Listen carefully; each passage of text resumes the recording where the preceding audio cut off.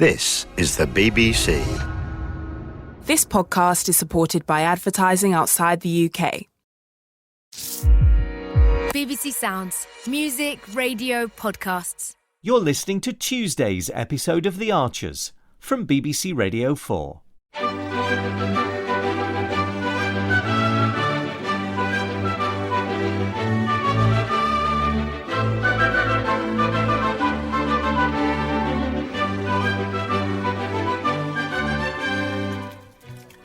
I can't believe she's turning one tomorrow, Neil, can you? No. Oh, little Martha. Didn't seem 5 minutes since she was born. They grow up so fast, don't they? It's not so long ago we were doing all this for Christopher and Emma. Oh, I love marking their birthdays, choosing little outfits for them, hanging balloons on the front door. Do you remember? Think I'll get the photos out this afternoon, have a trip down memory lane. Emma's coming over later to help bake Martha's cake so we can look at them together. And let's make sure we get plenty of pictures of our granddaughter tomorrow. I know most people don't print their photos these days, but I want to put an album together devoted to Martha's first birthday. Such a special occasion after all. Oh, I'm going to spoil her rotten, Neil. Hopefully she won't be too tired after Alice's party. She can always have a little nap before we do presents. Recharge her batteries. Oh, speaking of which, did that bubble machine come with batteries included, Neil? Neil? Yes, love? Have you been listening to anything I've said? Oh, sorry, Susan. I was miles away. Come on. What is it? Nothing. Oh, don't give me that. You've been like this for days. Like what? Stewing. I'm not stewing. Something's the matter. I know you. Whatever's going on, you ought to get it off your chest. It's all right, Susan. Clearly it's not. Look, it's difficult. So there is something. I'd better get to work. Neil? I shouldn't. What do you mean? I promised I wouldn't say anything. Promised who? Brian, and he's right. We don't want word getting out. You're sharing something with your wife, Neil, not blabbing to the whole village. It's just sensitive information. If you can't trust the person you're married to. I didn't say that. Oh, well, then tell me. It's Barrow. I know things are difficult, Neil. Yes, very. But you said it would sort itself out. Only if everyone holds their nerve. Brian, you mean? No, Brian agrees. We need to ride it out. It's the rest of the BL board getting jittery. I see. At the minute, they're seeing plenty of money going out, but hardly any returns. So what are you saying? Well, as it stands, I'm afraid Barrow's future is very much on the line. Oh, Neil, no. After all your hard work. It was mortifying, Jazzer. Now I don't know what's going to happen. That's right, you don't. So, you need to stop thinking the worst. It's not going to be good, whatever. Don't forget, Oliver thinks a lot of you. Oh, yeah? He does. Oh, I reckon after yesterday afternoon. We're human, we made a mistake. You can say that again. Just tell him you're sorry. Tell him I'm sorry. That's if he'll listen. He just wants to know you're taking it seriously, that you're not going to do it again. You can have my word on that. Of course, that leaves us with another wee problem. What? Well, if we can't, at Grey Gables, where are we going to... Jazzer! All right, I'm just saying. Well, don't. All right. I'm not even thinking about that right now. My job's on the line here. Oliver's not going to sack you. How do you know? Instinct. Yeah, well, it was your instincts that got us into this mess in the first place. Oh, blimey, it's Oliver. He sent me an email. And? I'm scared to open it. Deep breath in. Well? He says he's got meetings all day. Okay. So he'll see me at 6 p.m. in his office. And that's it? This sounds serious, Jazzer. Oh, what's he going to say?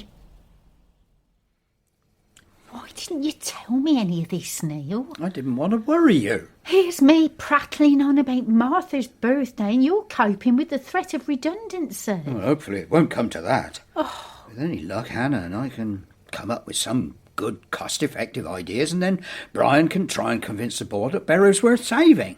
But there's no guarantees. Well, we're going to give it our best shot. Sounds like an awful lot of stress to me.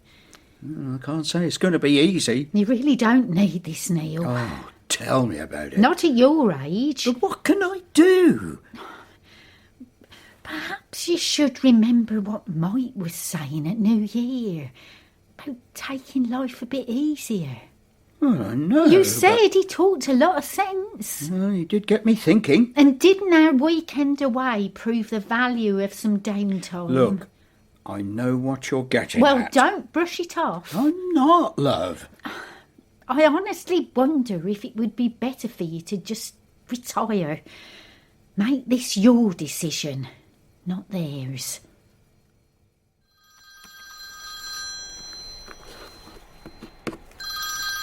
Oliver Sterling. Oliver, I'm sorry to bother you. Jazzer. Isn't there a good time? No. Today's not convenient, I'm afraid. I've got a string of meetings, so I'm going to have to go.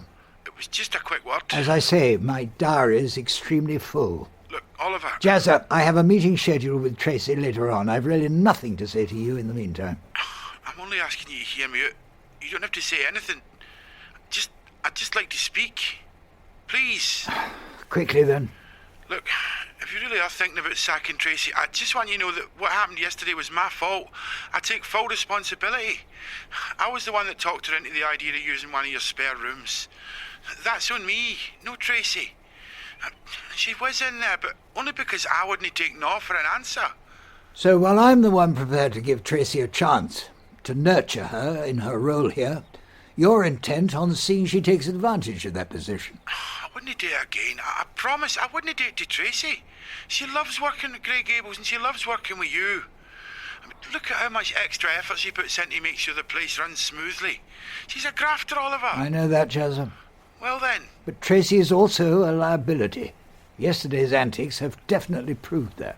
Like I said, it was my fault. The fact is, I've got enough on my plate right now without staff members adding to my numerous problems. Can I just say... I think you've said enough. You might want to remember that Tracy's not just any old member of staff. Excuse me? I mean, could you not go a bit easier on a pal? A pal? Well, she's your mate after all. My mate? Sounds like you forgot that. Who on earth do you think you are? I just meant... When we're working together, Tracy is my employee. Do you understand? Listen, Oliver... She might have a flagrant disregard for the line between friend and employer, but I maintain a strict distinction between the professional and the private, and I expect the same of others, including Tracy Horrobin. Look, I'm sorry, Oliver. I've had enough of this conversation, Chazza. Wait. That's the end of it. Goodbye. Oh. Oh, I see you've been busy. What's this then? Oh, banana cake with cream cheese frosting. Oh, looks wonderful. Oh, thanks. Hopefully Martha will like it. Fallon's doing the Aldridge's cake, apparently. Well, I think we're going to have a lovely afternoon with her tomorrow. Yeah, I suspect you could do with the time off, if not a bit longer. Oh, don't worry. Have you given any more thought to what I said earlier about retirement?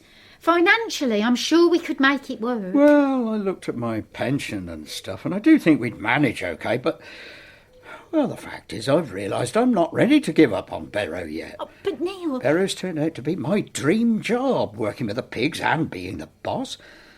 We might be struggling at the minute, but it's such a good team. I can't let them down.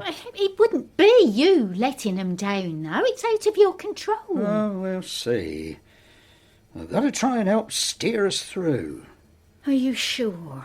I can't leave a sinking ship, Susan. I won't. I'm sorry. You're such a good man, Neil. Well, Barrow's important to me. It's important to all of us. I want to help rescue it for all our sakes. Well, at least you've told me what's going on. I'm glad you did. Yeah, so am I. It's been a lot to carry around.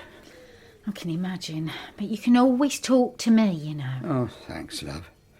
I just need you to promise me everything I've said about Barrow has to stay between us. I know that. And that means not telling Tracy either, because that might get back to Jazzer. But I understand. Jazzer has no idea how precarious the situation is. Oh, he'd be devastated. He would.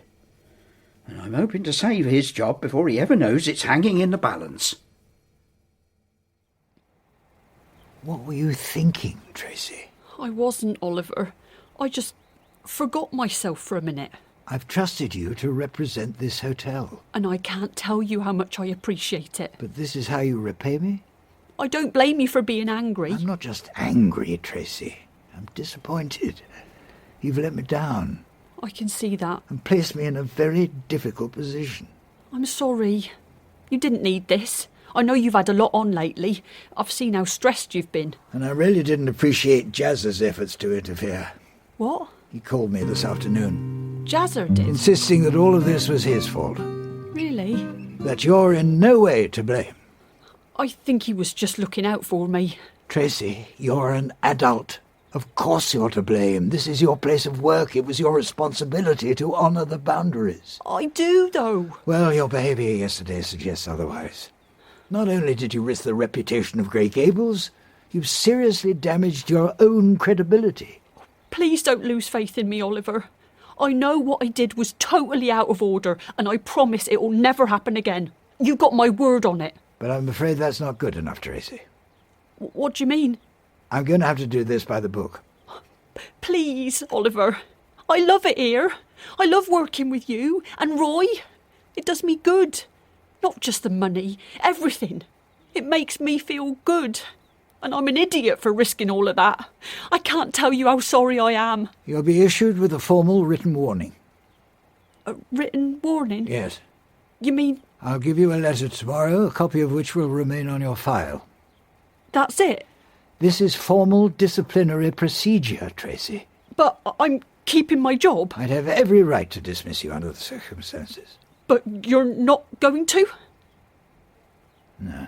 Oh, thank you, Oliver. Thank you. Tracy, That's brilliant. I don't know what to say. You're the best. Just please don't thank me. I'm so happy, though. There's really no cause for celebration. Are you joking? I seriously thought I was getting the elbow then. I don't want it to come to that. Thank goodness. You're such a good pal. You've always stood by me, Oliver. I can always count on you. Yes, well... I shan't forget that. And I won't ever let you down again.